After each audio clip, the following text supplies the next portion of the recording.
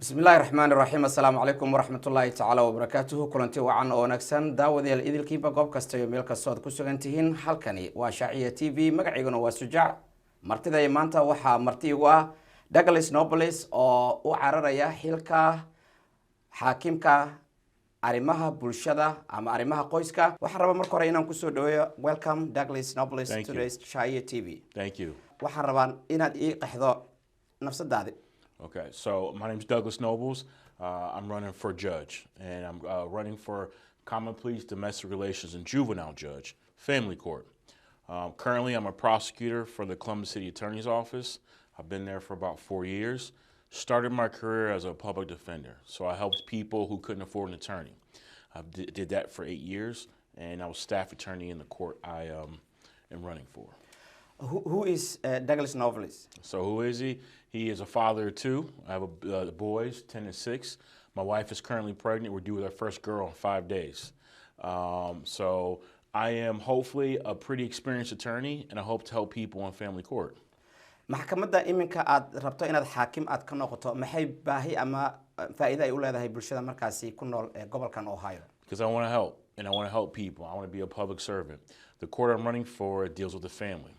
I think it's the most important court in our county because it deals with divorce, dissolution, child custody, juvenile criminal crime, and protection orders. And unfortunately, we know this summer there's been a lot of issues with the juvenile crime, and a lot of things with that. So I want to help with that.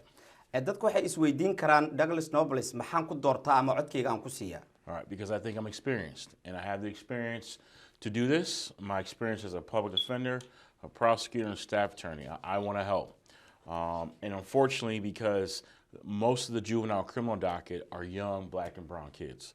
So I want to be able to help. I want to connect those people to resources. I'm a father of two kids, and I understand sometimes that we need to make sure we help those kids and connect them to resources. waxyaabaha la tilmaami karo markaasi xagga dhinaca guush aad ka gaartay maxaa kamid ah? I think probably is helping people, right? So as a public defender, I spent most of my time helping people who couldn't afford an attorney, connecting to resources, listening to them, and being empathetic.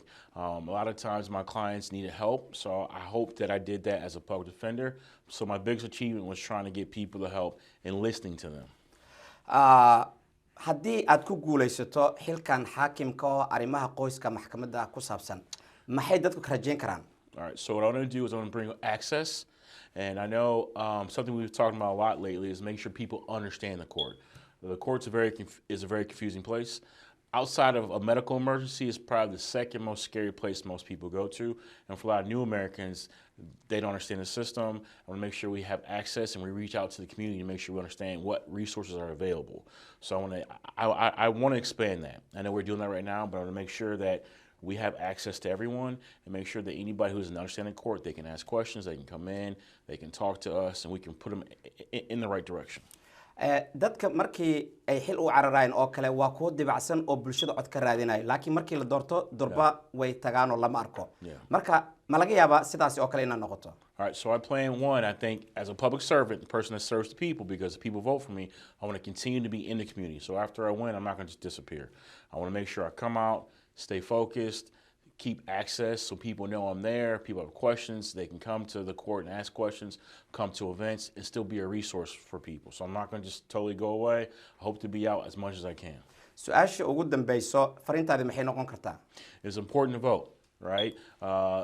Local judges are very important because you'll go in front of a local judge first as opposed to going to some federal issue. Local judges matter, local issues matter, and we can make a difference by voting for our local races. And also one last thing, when you come to the ballot, make sure you have a plan. Make sure you know who you want to vote for, and if you don't know, you can ask questions. There'll be people at the voting centers with a ballot, and I'll finish the ballot. A lot of people don't get confused and they stop. Go all the way down, vote for your judges. Thank you so much. Thank you. I appreciate it. waxaan ku rajaynayaa insha Allah inaad ku guulaysan doonto xilkan. kaasi wuxuu ahaa Douglas Nobles oo iminka studio nagula sugan isla markaana aan ka wareysanaynay xilka markaasi uu cararayay halkaad ka daawanaysan waa Shaaciya TV intaynu barnaamijkan la mid ah dib hawada u kulmi doono bahdayna isku duban waxaan idinku dhaafaynaa sidaas iyo nabadgelyo. Assalaamu calaykum waraxmatullaahi ta'ala wa barakaatuh.